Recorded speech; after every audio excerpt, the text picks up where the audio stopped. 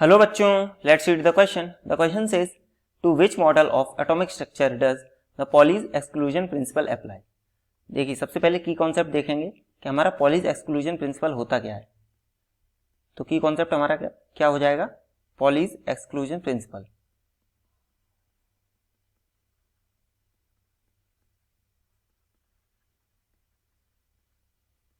तो ये क्या कहता है, ये प्रिंसिपल हमारा बोलता है कि no two electrons in an atom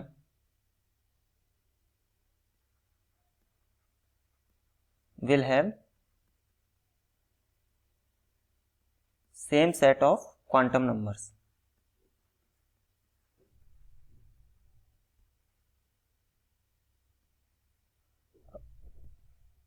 अब हमारे क्वांटम नंबर्स कौन कौन से होते हैं.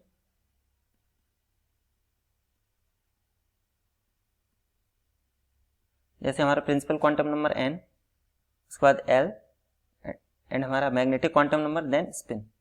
तो ये चार किसी भी दो एटम के लिए सेम नहीं हो सकते हैं, सॉरी दो इलेक्ट्रॉन के लिए, not same for two electron in an atom. किसी भी एटम के दो इलेक्ट्रॉन के लिए ये चारों जो नंबर होते हैं वो सेम नहीं हो सकते. ये हमारा पॉलीज एक्सक्लूजन प्रिंसिपल. अब ये देखिए, क्वांटम नंबर हमारे किस मॉडल का पार्ट है, ये हमारे quantum mechanical model.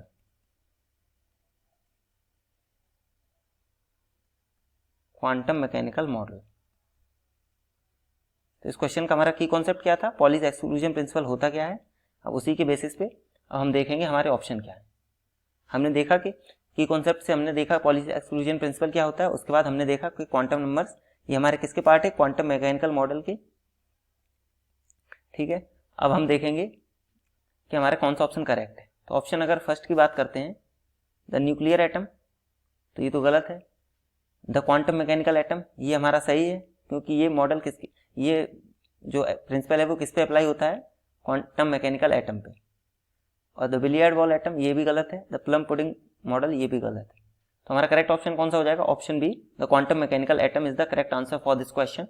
Hope you understood well. Best of luck. Thank you.